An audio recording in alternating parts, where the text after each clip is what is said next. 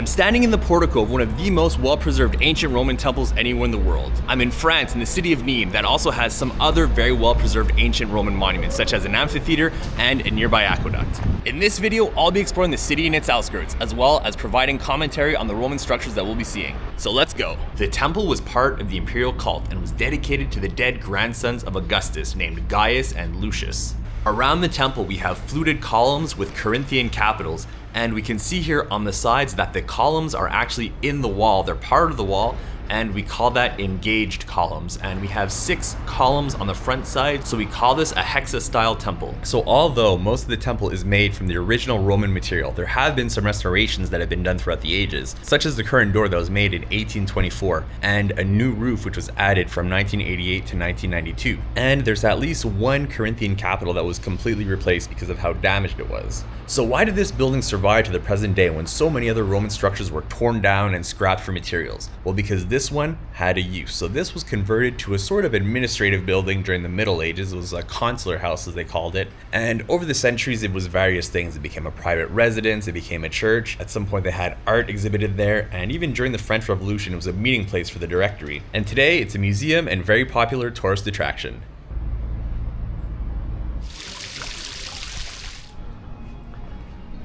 So now I'm in the amphitheater, and I have to say that even from up here, the view is pretty good.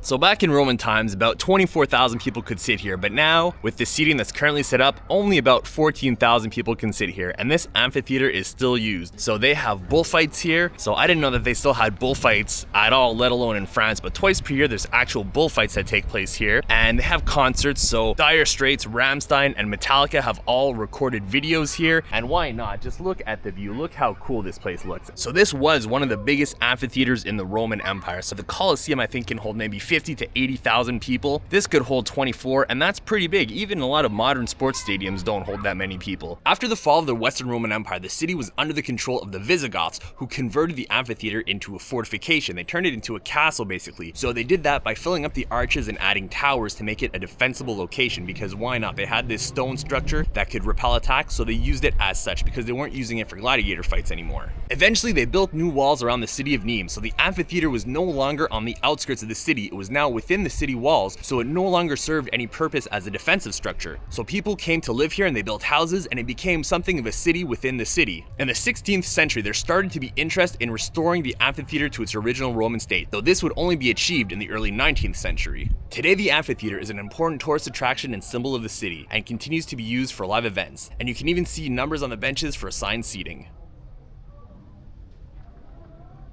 Now let's head over to our next destination.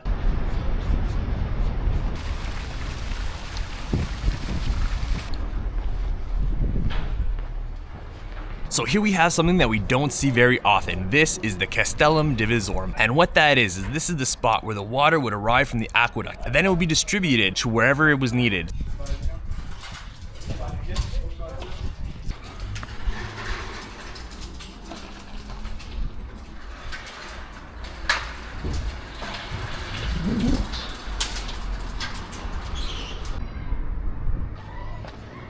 So now we're at the Great Tower. So this was once one of 14 defensive towers built around the city. So this was built during the time of Augustus, and it was built on top of an older Gallic tower. So the Gauls actually had a city here. It was called an Oppidum, and it was called Nemausus, and that's named after one of their gods.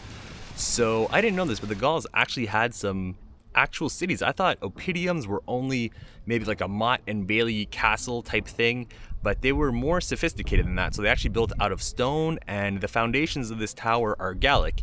And the Gallic Tower was about 18 meters tall. So Augustus doubled the height. In doing this, obviously it was a better tower, but it was also a symbol that the Romans were here, that they had conquered the Gauls, and that they were in charge now. So this tower was also a symbol of Roman might, in addition to a practical fortification. So this is the only surviving ancient Roman tower in Nimes, and it survived because, like a lot of things, it was turned into a fortification. It continued to be used. So it was something of a castle in the medieval period, and in the 19th century, it was a telegraph relay station, so the telegraph was very important, and it passed through here, so that was another use that it had. And today it's a tourist site, and you can climb up, and there's a beautiful panorama, there's a lookout, and you can see the entire city of Nimes from up there.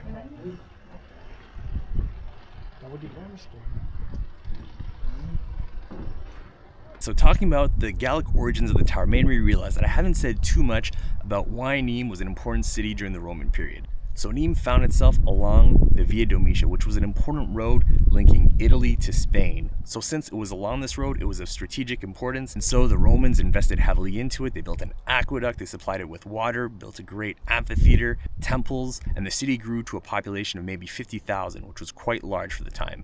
Now let's go have a look at the so-called Temple of Diana.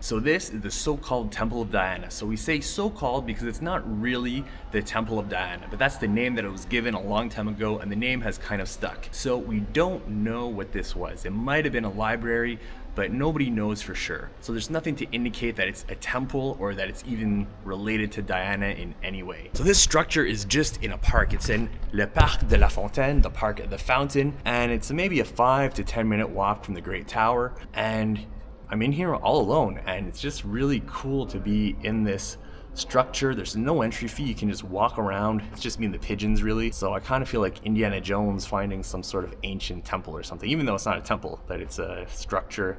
And obviously the roof is mostly gone, but it's, you know, as far as ancient Roman structures go, this is a pretty well preserved one, and you can just walk around and explore it. So definitely pretty cool.